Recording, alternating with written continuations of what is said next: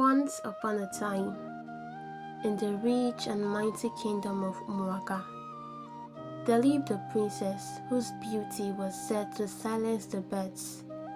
Her name was Princess Ada, daughter of King Obiezi, the Lion of the East, ruler of 10 villages and the voice of the gods.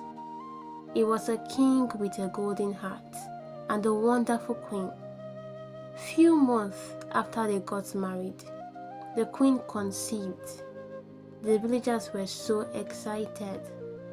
They celebrated with great joy. The ancestor has indeed blessed their home, not knowing that their joy would soon be stolen. Ada was born during the Harmattan, a season when the air was dry and the sky pale. It was said that the finest ones were born during Harmattan. The elders said she came with a strange aura, a light that could melt hearts but also blind eyes.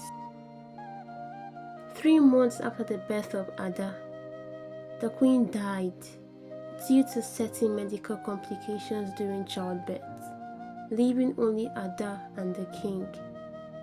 The king grieved and grieved.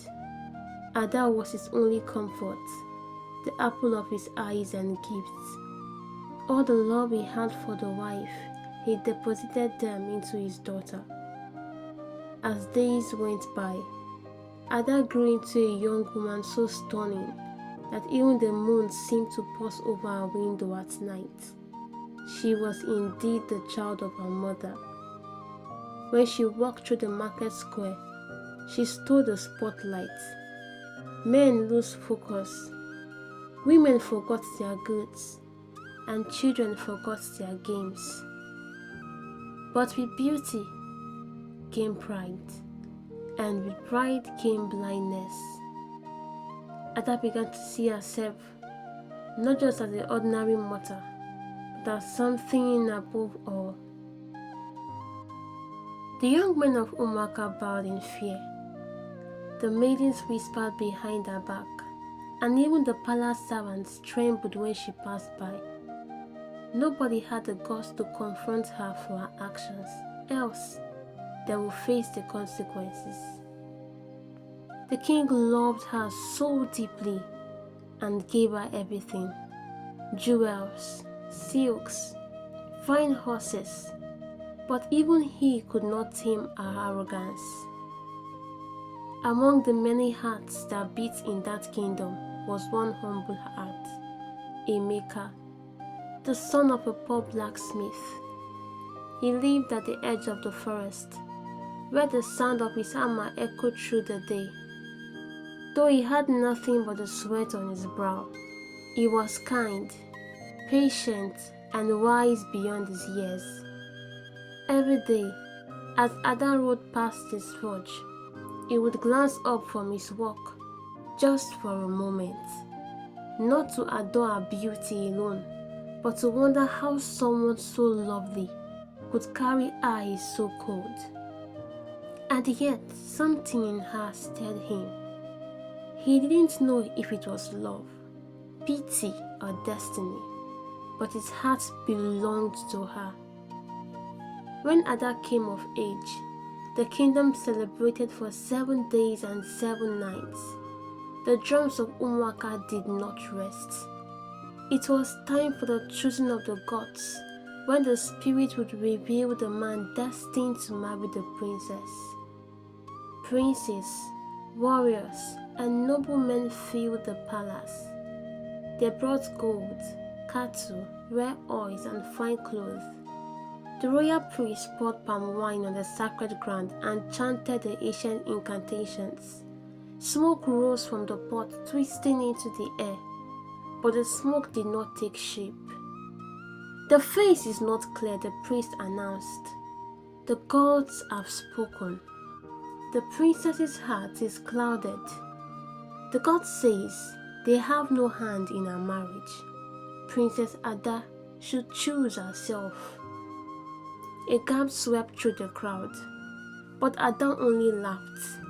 "Even the gods won't dare make silly choices for me," she said. "No man here is worthy of me.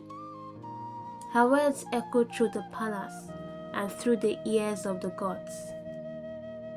Suitors kept coming, but Ada scorned them all.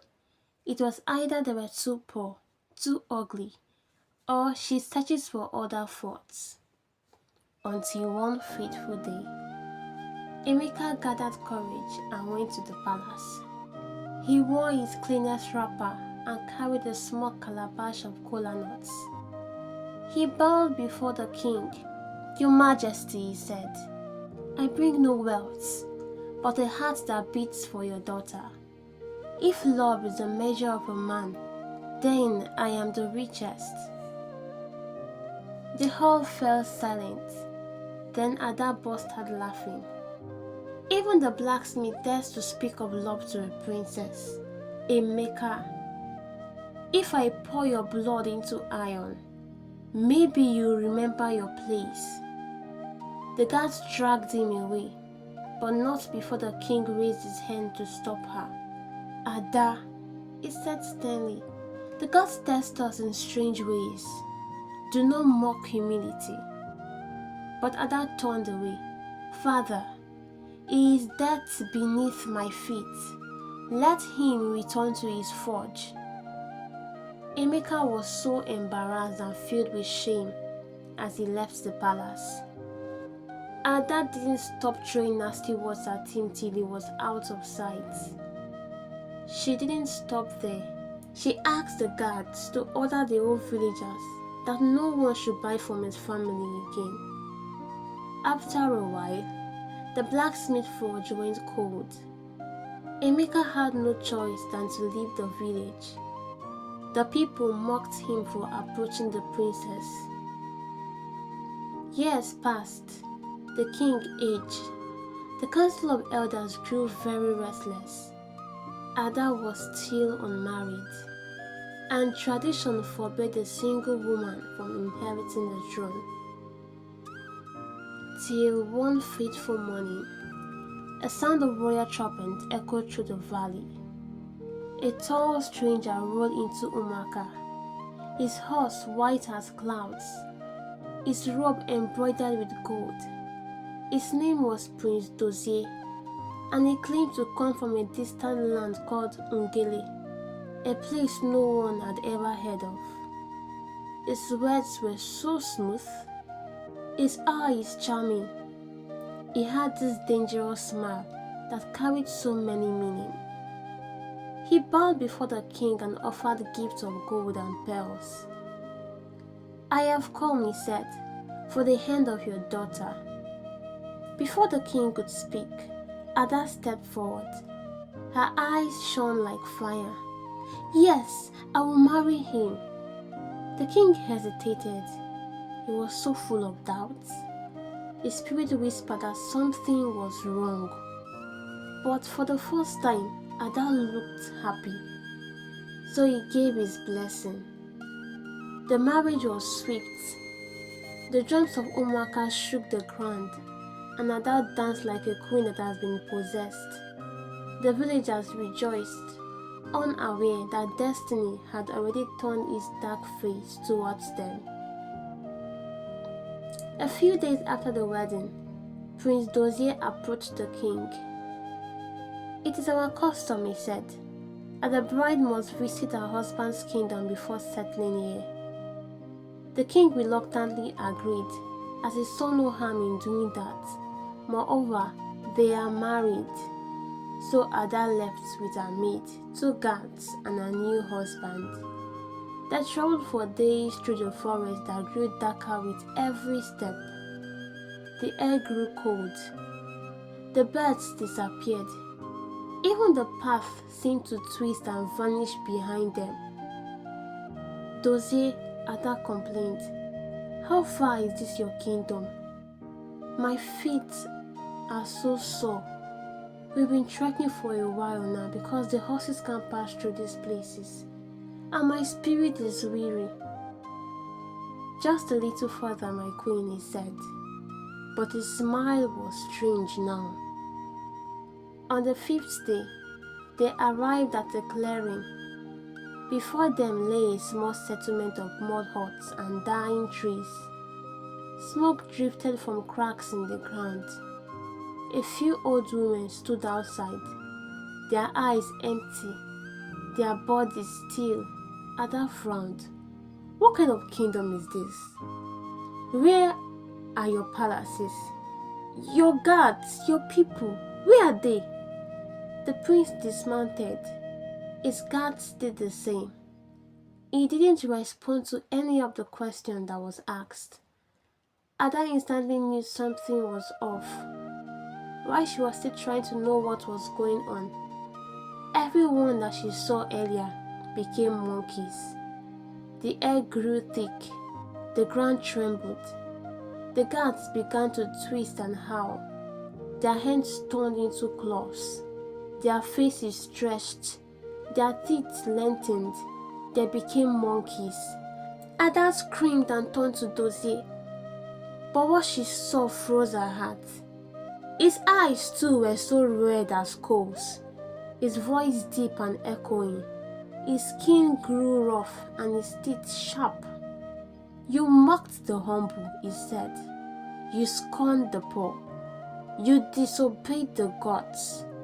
Now, you shall know what it means to be beneath those you despised. Ada fell to her knees. Please have mercy. Mercy? Dozie laughed. You had none when you crushed others. You had none for the blacksmith who loved you. Before Ada could speak again, the monkeys attacked her. She screamed and ran into the forest and began to wander aimlessly. She was totally lost. Under the rain, under the sun, she had no place to go. The spirit of the forest surrounded her. You will wander until you learn humility, they said. You will eat what you once despised and sleep among the creatures you called beasts. By the time we are done with you, even the poorest rat in the village will be above you.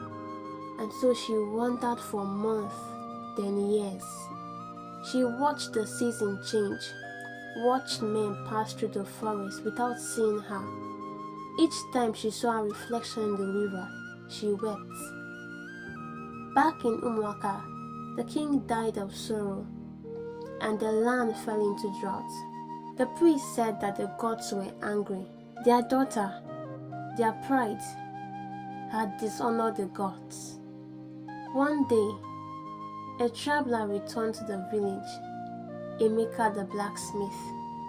He had become a wise craftsman, strong in spirit, humble in heart. When he heard of the king's death and Ada's disappearance, he went to the forest to pray for her soul. That night, as the room rose high, he heard a cry, soft, broken, almost human. He followed it through the forest until he saw a skinny and unkempt young lady trembling beside the stream. Her eyes were sad, her hands shaking, and on her wrist was the royal bangle of Princess Ada. Ada, he whispered. She bowed her head and wept, with tears in his eyes. Emeka knelt beside her. It's okay, I forgive you, he said. May the gods restore your peace. The forest grew still. A wind swept through the trees. It's been 5 years of wandering in the forest. Ada had learned humility the hard way. He took her back to the village. People came out and stared at her. No one could really recognize her. She had deteriorated so badly, and her beauty had faded away. That night, rain fell for the first time in many years. The people rejoiced. After watching Ada for some few days, Emeka prepared to return to his village, but the priest brought words from the gods. Emeka, this is your kingdom, and you have been chosen to watch over it. Emeka, I pronounce you the king of Umuaka kingdom. Emeka was so overwhelmed with shock. But who was he to refuse the gods' gifts? Emeka became the king of Umuaka and married Princess Ada, and so the elders of Umuaka told their children, "Pride can dress like royalty, but humility wears the true crown. For the gods see not the face, but the heart."